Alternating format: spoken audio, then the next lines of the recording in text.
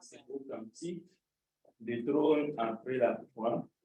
Je vous invite à la prière. Prions ensemble. Nous te rendons gloire, majesté, honneur, grand Dieu des cieux, toi qui nous as donné la vie, l'être et le mouvement. Et nous avons fait mouvement jusque dans cette salle de réunion, parce que nous savons que tu mérites la louange, tu mérites toute l'adoration, car c'est toi qui nous as donné ce cœur, afin que nous puissions nous prosterner devant ton trône de grâce. Sois béni, sois loué, sois élevé dans nos cœurs. Accepte nos cantiques de joie. Permets que nous puissions entendre ta parole ce matin. Bénis tous les enfants. Et nous sommes tous bénis avec la foi d'un petit enfant ce matin. Remplis-nous par ton esprit et par ta parole. Vivifie nos âmes afin que nous puissions être des instruments pour la gloire de ton Saint-Nom. Manifeste-toi dans nos cœurs et au milieu de cette assemblée. Remplis-nous par tes bénédictions spirituelles et matérielles, car nous sommes encore dans ces corps. Nous te le demandons, Père, au nom de Jésus-Christ, notre Seigneur et notre Roi. Amen. Amen. Le titre du sermon de ce matin, c'est l'Évangile, la bonne nouvelle de notre Seigneur Jésus-Christ. C'est un sujet de joie. Partout où l'Évangile a été prêché, c'était parce que ceux qui apportaient le message savaient que c'était un message de joie, mais pas pour les uns et non pour les autres. Non, c'était pour toute la terre. Même les anges, lorsqu'ils sont venus annoncer aux bergers, ils étaient dans la joie.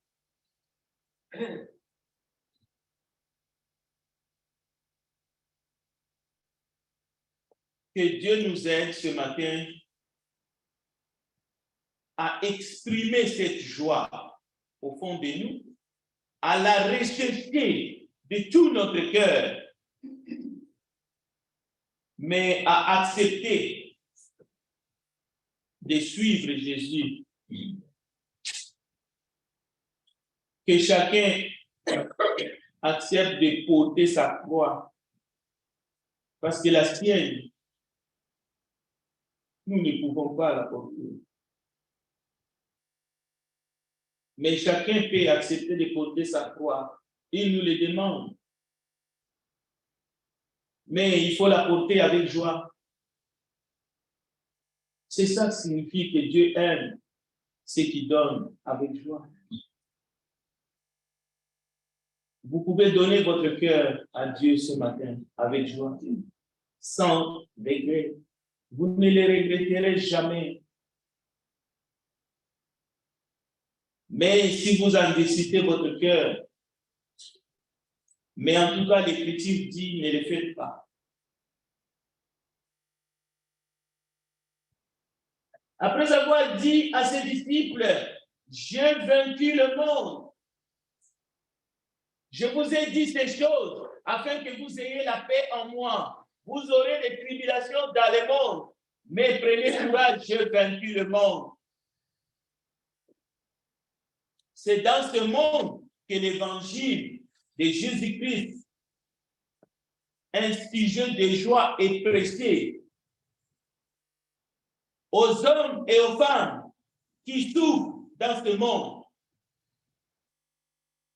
qui sont sous les jougs du péché, qui souffrent malgré leurs avoirs, qui souffrent malgré leurs possessions, qui souffrent malgré leur savoir, leur grand savoir même, mais à cause qu'ils sont sous l'esclavage du péché, l'évangile de Jésus-Christ, un sujet de joie est annoncé dans le monde entier. Et lorsque ce message est reçu, c'est comme un virus. Cette joie transperce notre cœur, malgré et contre tout, malgré l'adversité.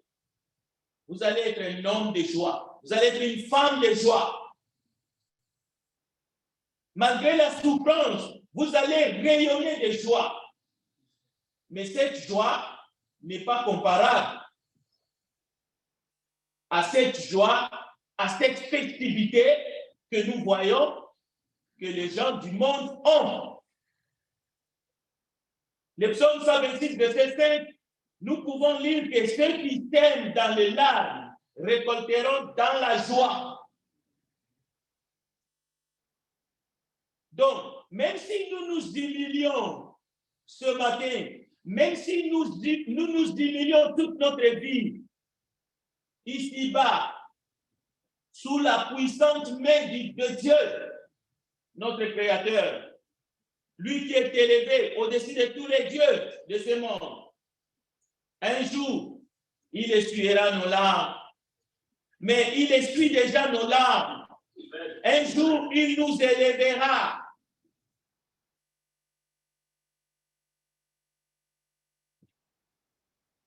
Ceux qui ont entendu la parole de Dieu avant nous par la bouche des prophètes, ils ont entendu justement ces paroles. Nous avons sémé en larmes. Maintenant, nous récoltons dans la joie. Mais on voit cela aussi dans le monde. Ça se passe aussi. Allez poser la question aux cultivateurs. Allez poser la question à tous ceux qui travaillent, à tous ceux qui savent le dur labeur. Ils diront, ce sont des paroles sensées. N'allez pas interroger les paresseux. Ils ne connaissent pas ces vertus. Écoutez, l'évangile de Jésus-Christ de Nazareth ne prétend pas affranchir l'homme de la souffrance depuis que Adam a chuté. Ce n'est pas un évangile social. Ce n'est pas un évangile des hommes. Peut-être que ces deux évangiles-là peuvent avoir des prétentions de libérer l'homme de la souffrance ou d'enrayer la misère dans ce monde. Mais l'évangile de Jésus-Christ, l'évangile que les apôtres ont annoncé, ont prêché depuis le premier siècle, le jour de la Pentecôte. Et même avant, Jean prêchait, Jean le Baptiste. Jésus lui-même a prêché. Le royaume de Dieu est proche. Il a fait des miracles. L'évangile de Christ ne prétend pas affranchir l'homme de la souffrance. Mais au sein même de la souffrance, l'évangile de Jésus apporte les secrets de la joie. C'est un sujet de joie pour toute la terre. Donc, nous vous apportons ce matin un sujet de joie. Vous avez un sujet de joie à apporter aux habitants de la terre.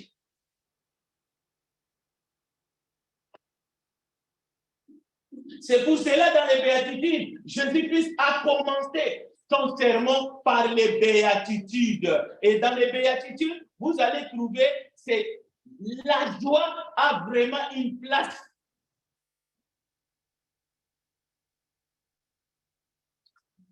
Heureux ceux qui pleurent, heureux les persécutés. Je sais que l'ennemi, Satan, l'usurpateur, le calomniateur, l'homme de demi-vérité, a passé ces paroles de Christ en dérision.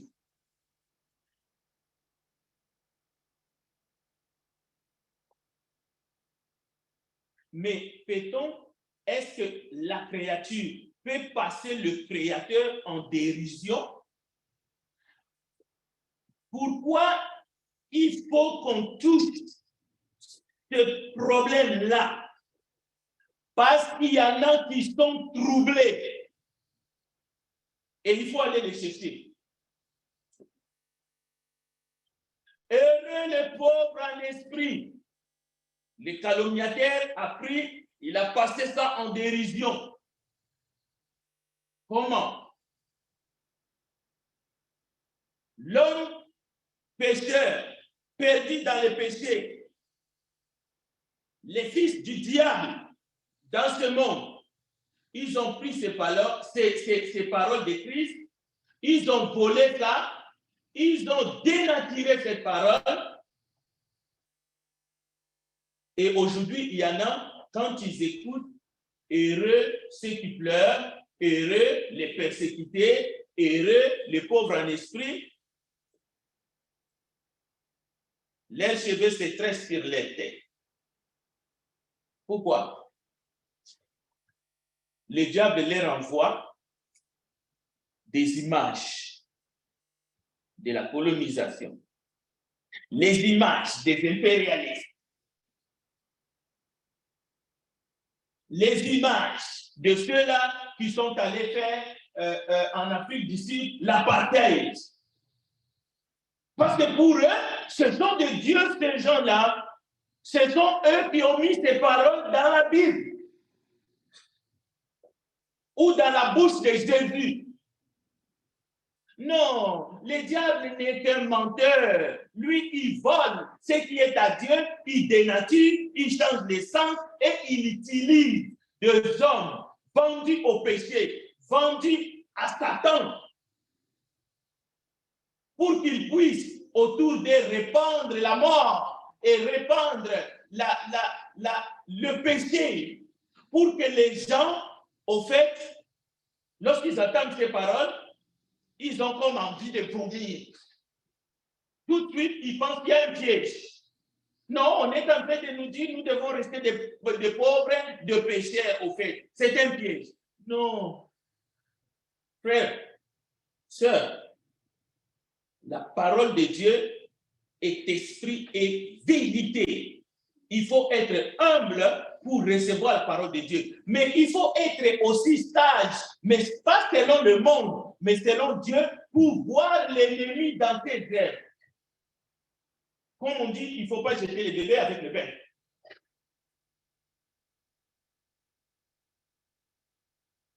Jésus dira dans Matthieu chapitre 5, verset 4, il dit, votre tristesse se changera en joie. Pourquoi il a dit ça?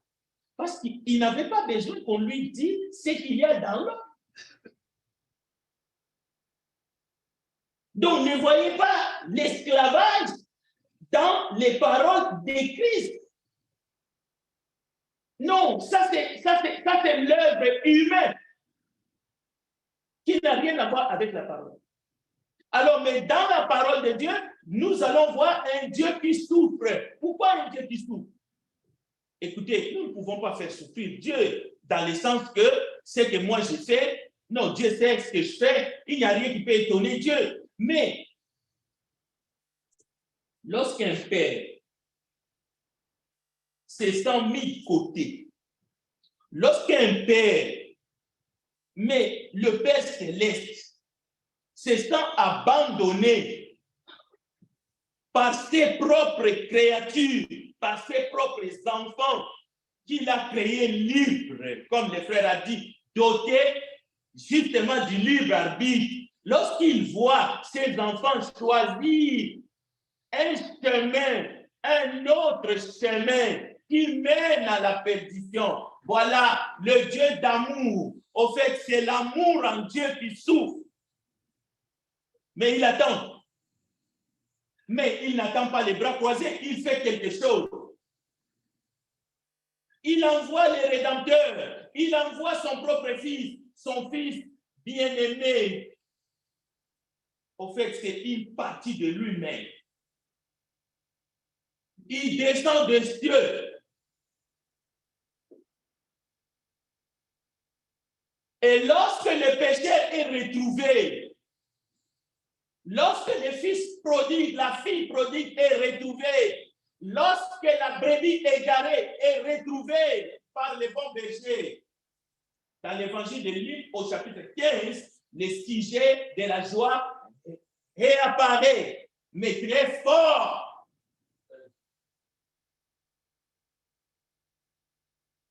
Même parmi les anges, il y a la plénitude de la joie. Comme si il a fallu qu'il y ait d'abord cet égarement pour que la joie puisse atteindre son paroxysme. C'est ce que nous voyons lorsque le fils prodigue entre à la maison. Jésus, dans cette parabole, exprime les émotions du Père, les émotions de Dieu. Le Père courut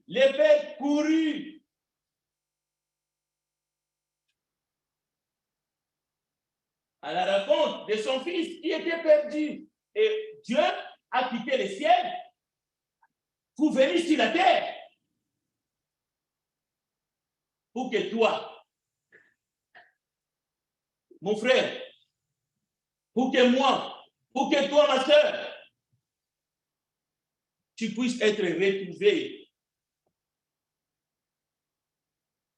Les livres des Actes nous apprennent que ceux qui croyaient en Jésus, ceux qui se convertissaient, parce qu'ils ont entendu le message de l'évangile de Jésus-Christ, comme ce matin, le message d'amour, car Dieu a tant aimé le monde qu'il a envoyé son Fils unique, afin que quiconque croit en lui ne périsse point. Les gens se convertissaient. Les gens se frappaient la poitrine. Ils disaient, je suis pécheur, j'ai péché. Une femme adultère, une femme prostituée. Il a mouillé les pieds de Jésus. Pas avec de l'eau, mais avec ses larmes. Lorsque Jésus dira à cette femme que les péchés sont pardonnés, la vie de cette femme a changé. Elle est devenue une femme, même si on l'appelle prostituée, ça ne lui fait plus rien. Pourquoi? Parce qu'il est à côté du Seigneur, il est à côté du Maître, elle suit Jésus partout. Et il y a même un évangile qui est attribué à cette dame. Elle était toujours dans les premières loges. Pourquoi? Elle aimait Jésus. Elle aimait Jésus de tout son cœur, mais comme son maître, comme son Seigneur. On peut citer d'autres. On peut citer Marie, on peut citer Marthe, et on peut citer des hommes qui ont suivi Jésus, comme Pierre, comme et les autres, André, Philippe. Et il y en a plein d'autres depuis le premier siècle jusqu'à aujourd'hui. Nous ne sommes pas seuls. Mais aujourd'hui, l'évangile est prêché pour toi, pour les gens de cette génération. C'est pour nous que l'évangile est prêché. Et chacun. Alors, une des principales caractéristiques du royaume de Dieu, c'est la joie. Maintenant, ce n'est pas n'importe quelle joie. Ce n'est pas la joie éphémère. Ce n'est pas la joie qu'il faut mélanger avec n'importe quoi. Nous l'avons dit. Écoutez, car le royaume de Dieu, ce n'est pas le manger et le boire. Non, c'est la justice, la paix et la joie par le Saint-Esprit. Si votre joie n'émane pas du Saint-Esprit, vous devez chercher Jésus. Si votre joie découle des choses de ce monde, si votre joie, c'est seulement les joies qui émanent du monde, il y a un problème. Mais la joie dont il est question ici, la joie spirituelle, la joie éternelle, c'est une joie par le Saint-Esprit. Est-ce que le manger c'est mauvais? Non. Est-ce que boire de l'eau c'est mauvais? Non. Mais le royaume de Dieu, ce n'est pas le manger et le boire, parce que nous allons arrêter de manger. Il arrive, on a envie de manger, mais on ne peut pas. Parce que le corps ne veut pas. Vous savez ce que ça veut dire? Quand le corps refuse. Ou bien quand la bouche ne veut pas. C'est même, la bouche peut même accueillir. Mais si ça ne passe pas là, tu fais quoi? Donc, il arrive à un moment donné que même le manger, même le boire, c'est une partie des plaisirs, mais il arrive à un moment donné, ça ne passe plus. Ça calme. Mais le royaume de Dieu, c'est la justice, la paix et la joie par l'esprit. Ces choses-là sont éternelles. Et vous avez besoin de cela. En d'autres termes, vous avez besoin de Dieu. On ne vous prêche pas une religion. Nous ne cherchons pas des adeptes. Nous ne voulons pas faire grand l'entreprise, au fait. Non. L'église locale, c'est la famille de Dieu. Mais nous disons bienvenue à la famille de Dieu. Mais la famille de Dieu a besoin des membres.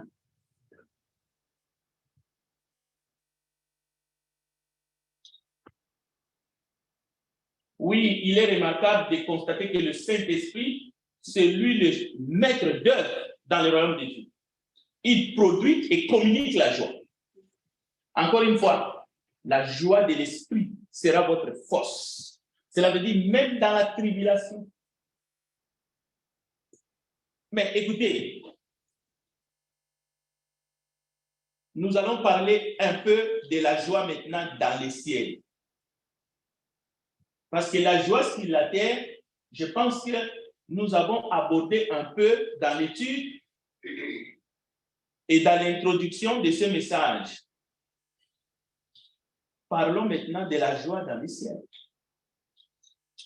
Parce que cette joie, si vous êtes en Christ, ou si vous voulez le devenir, il vous dit que ce message de l'évangile, c'est un sujet de joie sur la terre, dans les ciels. Mais il ne faut pas se limiter. Il y a de la joie dans les ciels lorsqu'un pécheur se répand. Comme si le jour de ton baptême, nous serons contents.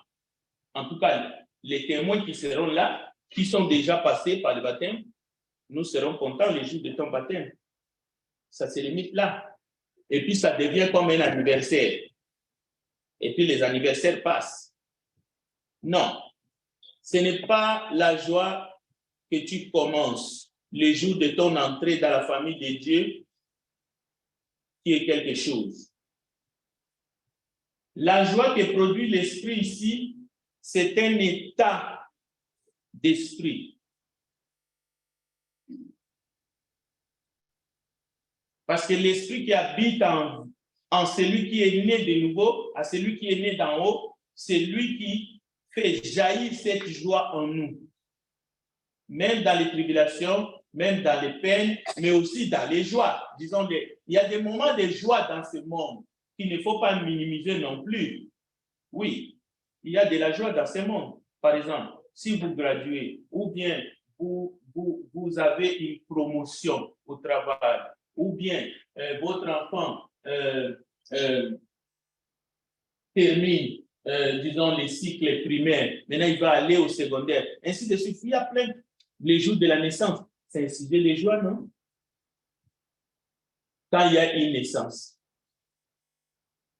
Mais même les jours de la mort. La Bible ne dit pas heureux les morts qui meurent dans le Seigneur. Si un membre du corps du Christ, un fidèle, s'en va auprès du Seigneur, oui, c'est un deuil. Mais la Bible dit heureux. Il ne faut pas se tromper. Et si le Seigneur revenait cet après-midi et qu'il y a enlèvement, c'est un jour de joie, non? C'est ce que nous allons voir. C'est un jour de joie. Même si ce même jour, c'est un jour de pleurs et de grincements des dents pour les autres. Même pour ceux qui ont été chrétiens pendant 20 ans, 25 ans, Mais après, ils ont fait naufrage quant à leur foi. Oui, c'est un jour de peine. Il y en a qui pensent que le jour d'enlèvement, ce sera un jour de joie et de peine pour les disciples de Jésus, pour les croyants. C'est quand? Ça sera seulement les jours de joie. Les jours des noces. Les noces de l'agneau. Ça ne sera pas un jour de pleurs pour les chrétiens. Non, pour les incrédules, pour les perdus. Oui, ça sera un jour de pleurs, de restants dedans, pas pour les. Non, le maître est là. Nous allons le voir. C'est lui que nous adorons sans l'avoir vu. Les jours que nous allons le voir, nous allons pleurer là-bas pour ceux qui sont restés. Même si ce sont nos membres de famille, nous n'aurons pas le temps de pleurer parce que nous n'aurons même pas de larmes. Parce que déjà, c'est écrit, là-bas, il n'y aura pas de pleurs. Là-bas, il n'y aura plus de morts. Là-bas, il n'y aura plus toutes ces choses-là. Maintenant, tu vas pleurer comment? Même si tu ne peux pas. C'est pour cela, dans l'histoire d'Abraham et de Lazare, justement, Abraham n'a pas commencé à pleurer. Ni Lazare, le pauvre là, il n'a pas commencé à pleurer pour ses autres frères qui étaient encore dans le monde. Oui, il a dit, est-ce que, en fait, ce n'est pas Lazare qui a dit, c'est plutôt le riche insensé qui a commencé à dire, non, est-ce que vous pouvez envoyer quelqu'un pour qu'eux aussi ne viennent pas là où moi je suis? Ni Abraham, ni Lazare, ils ont versé des larmes. Alors, la joie dans les ciels, en conclusion, écoutez, nous nous préparons à un grand rassemblement pour le jour du grand festin de Dieu. Écoutez bien, festin. Quand je dis festin, ça fait allusion à une joie ineffable et indescriptible, mais qui commence ici-bas pour ceux qui sont en Jésus. Et cette joie est proposée par la prédication de l'Évangile à ceux qui ne sont pas encore en Christ. Donc l'Évangile, ce n'est pas un message de supplication. Non, on vous annonce un message de joie, un message de pardon des péchés. C'est à prendre ou à laisser. Avez-vous déjà vu? On vient vous proposer un grand marché pour vous faire sortir de la dette. Et puis on essaie de s'apitoyer, on essaie de te supplier. Non, le problème, écoute, la Bible dit, tous ont péché et sont privés de la gloire de Dieu. Il n'y a pas d'un seul juste. Et la Bible va plus loin, pas même un seul. Pas même un seul. L'homme a péché. La femme a péché, autant que l'homme. Mais la Bible dit, Dieu fait grâce. Dieu nous envoie son propre fils et il a été crucifié. Maintenant, le message de l'évangile est possible. Bon, cette étape, vraiment, c'est une étape et ça se bouscule. Oui, le diable prêche aussi son évangile. C'est pour cela qu'on voit tant de résistance. On voit qu'il y a des gens qui se braquent parce que nous ne sommes pas les seuls à prêcher l'évangile. Le diable a son évangile et il prêche. Il y a confrontation dans ce monde. Mais un jour, il n'y aura plus de confrontation. Il arrive un moment, même pas au retour de Jésus. C'est comme Job a dit. Job l'a bien compris. Les jours où on est là, c'est terminé. Notre périple ici-bas est fini. Il n'y a plus de discussion. L'homme est devant son créateur. C'est fini. Il n'y a plus de prédicateurs. Il arrivera un moment où il n'y aura plus de prédicateurs. C'est fini. Mais aujourd'hui, l'évangile est prêché. Est-ce que vous pouvez faire comme si vous avez entendu le message?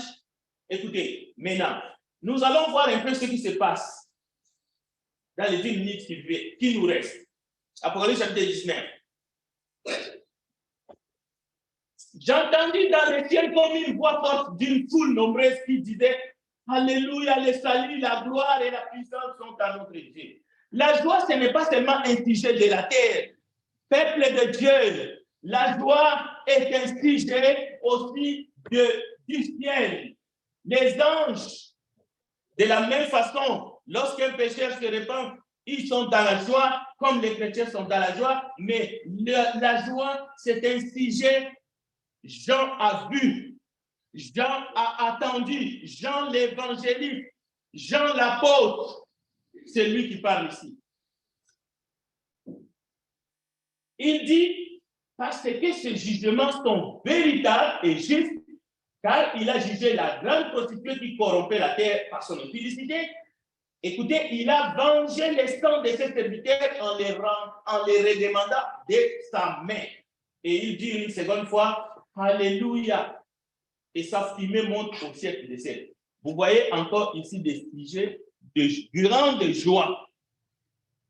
C'est-à-dire, Dieu a fait des choses de telle sorte que lorsque tu viens à Jésus, parce que Jésus a dit, nul ne peut aller au Père que par moi. Lorsque tu viens à Jésus aujourd'hui et tu lui donnes ta vie, il va te purifier par son sang de tous tes péchés. Il va te justifier devant la sainteté du Père. Il commence à te donner des raisons pour que tu sois dans la joie. Il est d'abord le souverain sacrificateur. Il a des promesses qui sont meilleures. Son sacerdoce est meilleur. Il est là, il te garde.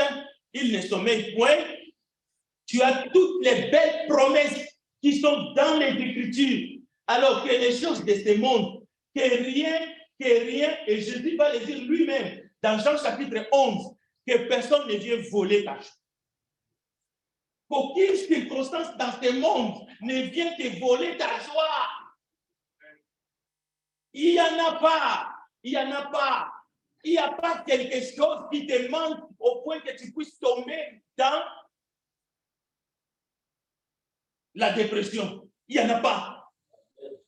Il n'y en a pas.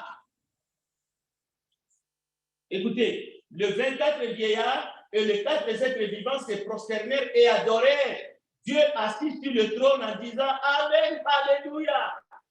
Et une voix sortit du trône disant Louez notre Dieu, vous tous ses serviteurs, vous qui les craignez petits et grands. Petits et grands. Il ne s'agit pas ici petit de taille, ni petit en âge, mais petit et grand. Nous sommes ici dans un langage spirituel. Petit et grand. Oui, là-haut, il y a des petits et des grands. J'aimerais même être un petit, mais là-haut. Oui, il y a des grands là-bas. Pourquoi moi j'irais me comparer, comme le frère Jean Panel a dit, pourquoi je vais aller me comparer à Jacob là-haut? Il y en a qui disent, moi je vais aller au ciel pour aller voir Abraham. Pourquoi tu peux te comparer? Il y a des grands là-bas, il y a des petits. J'aimerais même être un petit, mais au ciel. Mais à côté, j'aimerais voir la face du Seigneur. Ça me suffit. Mais si tu travailles pour le Seigneur, la Bible dit, une couronne incorruptible t'attend. Ne te prive pas. Les couronnes incorruptibles qui attendent ceux qui travaillent, ceux qui sèment en larmes et qui moissonneront dans la joie. Écoutez le verset 7, le verset 8. J'entendis comme une voix d'une foule nombreuse, comme un bruit de grosses eaux et comme un bruit de fortes tonnerres disant Alléluia, car le Seigneur notre Dieu Tout-Puissant est entré dans son règne. Réjouissons-nous et soyons dans l'allégresse et donnons-lui gloire, car les noces de l'agneau sont venues. Il y a deux choses que je retiens. Il y a le festin, il y a le grand festin de Dieu et il y a le festin des noces de l'agneau. Ce sont des sujets de joie. Des fois, Je suis seul dans l'auto, je commence à rire. Les gens qui passent, qui disent, mais qu'est-ce qu'il rit, il est fou.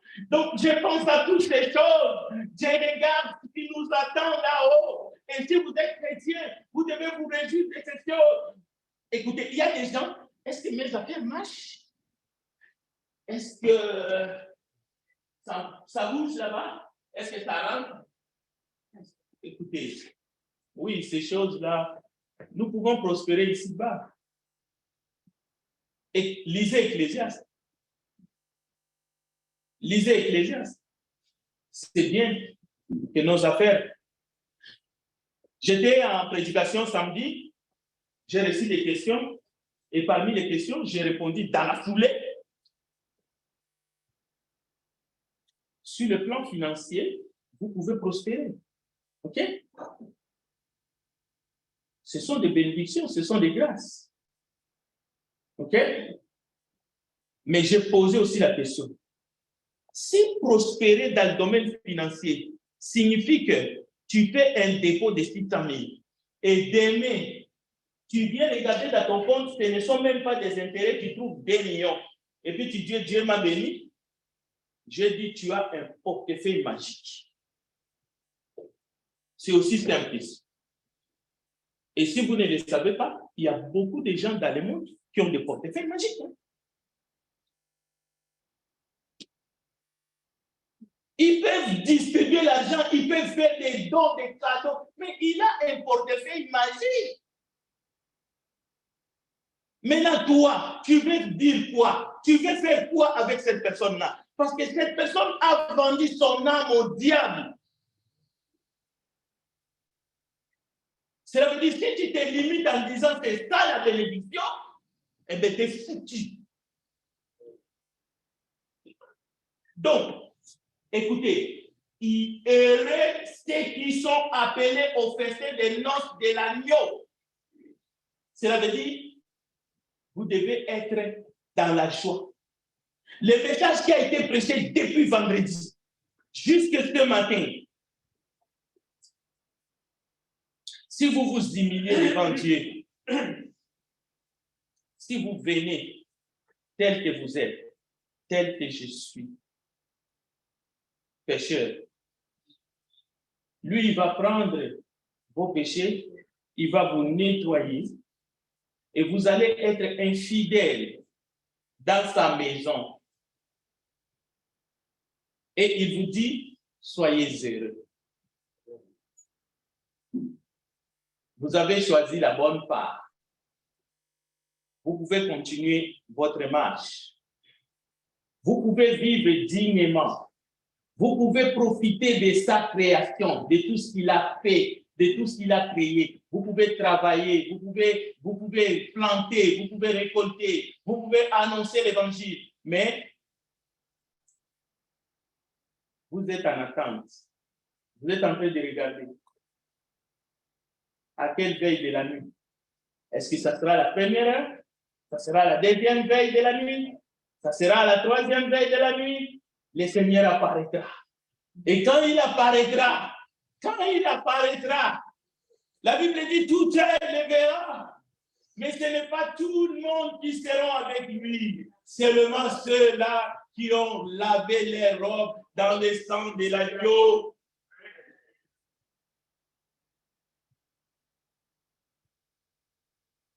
Il t'appelle. Viens. Viens. Viens, il t'appelle. Que Dieu bénisse sa parole. Amen. Chantons et nous allons.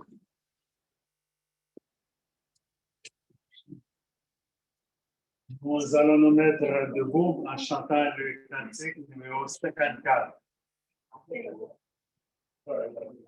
Le cantique 54. Entends-tu Jésus t'appelle? Viens, chérie,